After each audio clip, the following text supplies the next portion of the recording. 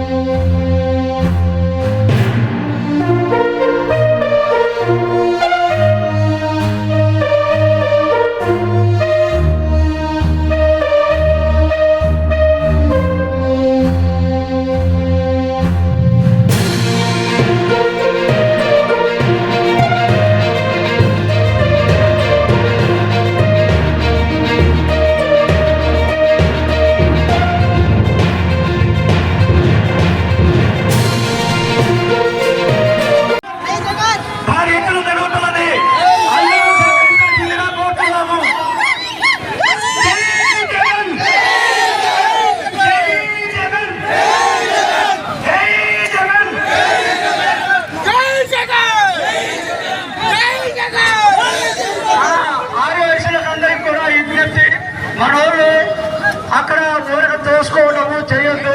అందరము ఒక డిసిప్లైన్ గా ఉండి మన అందరూ కలిసి సేవా దండలు వేసి ఆయన గౌరవంగా